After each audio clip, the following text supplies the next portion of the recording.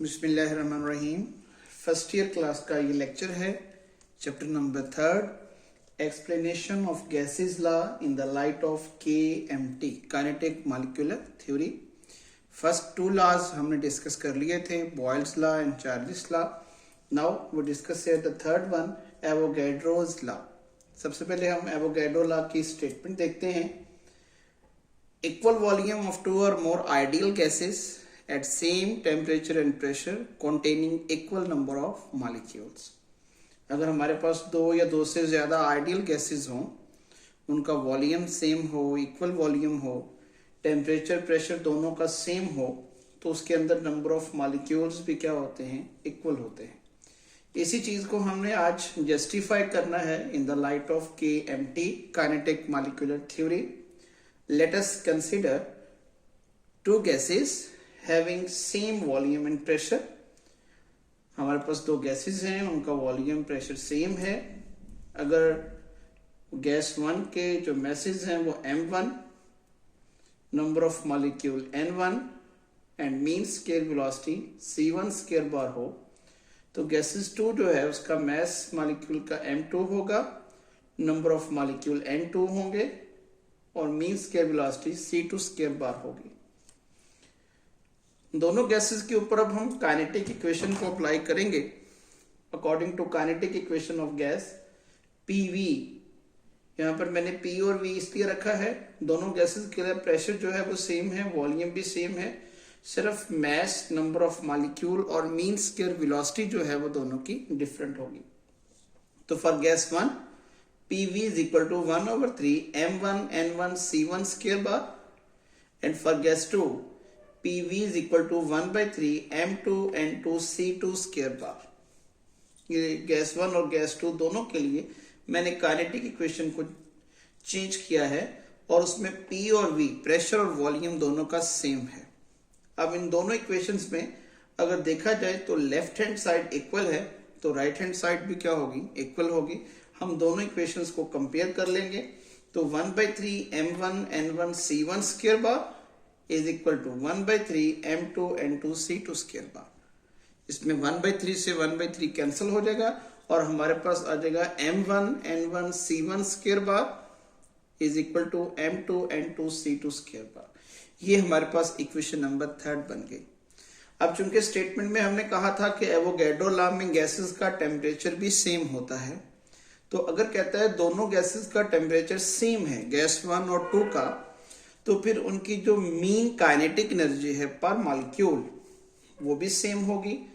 Kinetic energy का formula वैसे तो हाफ mv स्क्वायर होता है, लेकिन गैसेस के केस में चूंकि वेलोसिटी को हम c स्क्वायर बार से रिप्लेस करते हैं, क्योंकि गैसेस की जो वेलोसिटी है वो मीन स्क्वायर वेलोसिटी होती है, तो हम गैसेस के लिए काइनेटिक एनर्जी लिखेंगे हाफ mc स्क्वायर बार।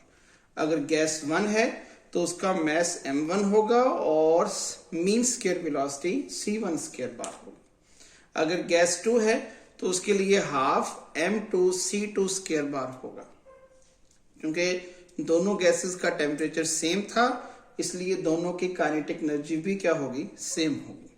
तो हाफ यानी 1/2 से कैंसिल हो जाएगा और हमारे पास आ जाएगा M1 C1 square bar is equal to M2 C2 square bar. ये क्वेश्चन नंबर हमारे पास 4 आ गई। अब क्वेश्चन नंबर 3 जो ऊपर हमने बनाई थी और इक्वेशन नंबर 4, इन दोनों को अगर डिवाइड कर दिया जाए तो उसका तरीकाकार ये होता है कि लेफ्ट हैंड साइड को लेफ्ट हैंड साइड पे और राइट हैंड साइड को राइट हैंड साइड पे।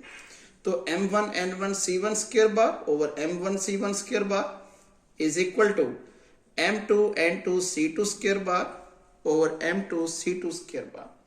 इसमें M1 से M1, C1 से C1 कैंसिल हो जाएगा और राइट साइड पे M2 से M2, C2 से C2 कैंसिल हो जाएगा। इधर हमारे पास N1 रह गया, number of molecules of gas 1, और उधर हमारे पास N2 रह गया, number of molecules in gas 2। तो ये हमारे पास इक्वल साबित हो गया, इक्वल वॉल्यूम था, सेम टेम्परेचर और प्रेशर था और दोनों गैसेस के नंबर ऑफ मॉलिक्यूल्स क्या हो गए, इक्वल हो गए, which is the Avogadro law.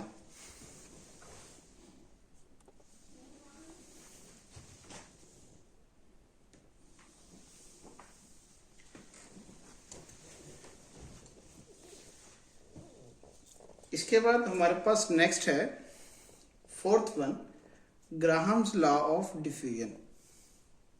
इसकी पहले हम स्टेटमेंट देखते हैं, इसको भी हम केएमटी की लाइट में काइनेटिक मॉलिक्यूलर थ्योरी की मदद से जो है वो जस्टिफाई एक्सप्लेन करेंगे।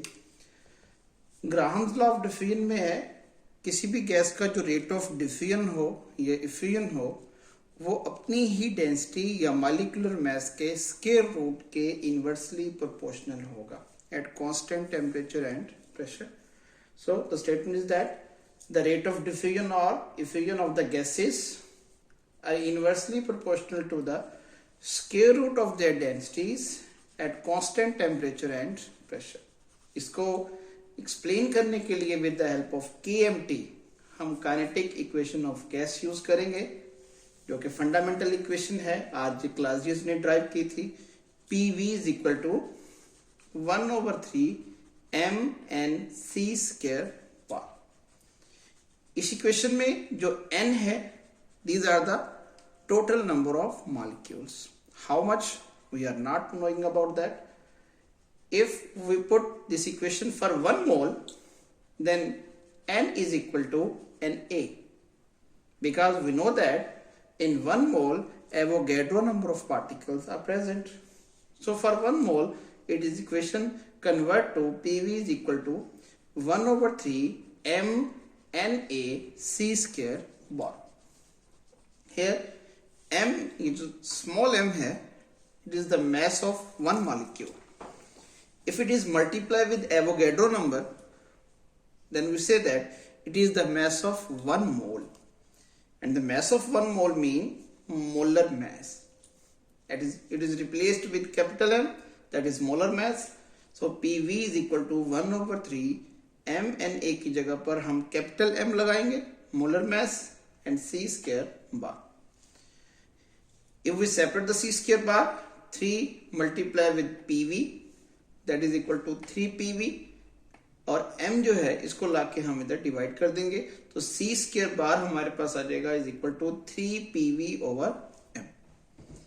अब चूंकि हमने यहाँ पर डेंसिटी क्रिएट करनी है, तो ये वाला जो वॉल्यूम है, अगर मैं इसको नीचे मोलर मास के साथ मिलाऊं तो ये मोलर मास के ऊपर आके डिवाइड हो जाएगा, तो ये आ जाएगा हमारे पास C² bar is equal to 3P/M/V।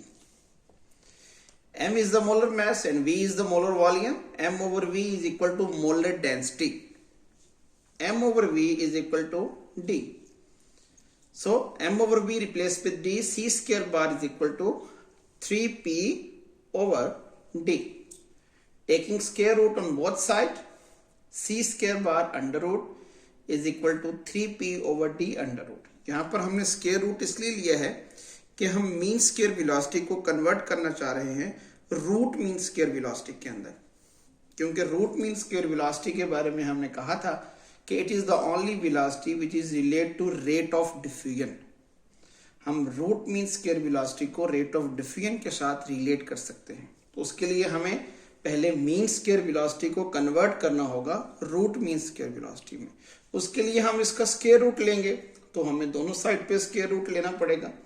तो C² बार का जो अंडर रूट है, इसको हमने कहा था it is CRMS, root mean square velocity, and root mean square velocity is equal to the rate of diffusion of the gases, जिसको हम R के साथ एक्सप्रेस करते हैं। सो इस इक्वेशन में हम C² बार अंडर रूट की जगह पर CRMS लिख सकते हैं, और CRMS is equal to rate of diffusion is equal to 3P/D under root. Graham's law की कंडीशन थी कि उसके अंदर टेम्परेचर प्रेशर जो है वो हम कांस्टेंट रखते हैं। यहाँ पर टेम्परेचर वाला फैक्टर तो नहीं है, लेकिन यहाँ पर प्रेशर है। अगर हम प्रेशर को कांस्टेंट कर दें तो 3 भी कांस्टेंट है, प्रेशर भी कांस्टेंट हो गया, ये सारा फैक्टर यहाँ से रिमूव हो जाएगा। जब कांस्टेंट खत्म करते हैं तो इक्वल का साइन दोबारा किस में चेंज हो जाएगा, प्रोपोर्शन में, और यहाँ पर हमारे पास सिर्फ रह जाएगा D under root.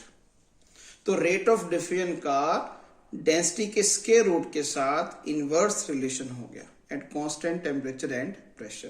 That is called that Graham's law of diffusion.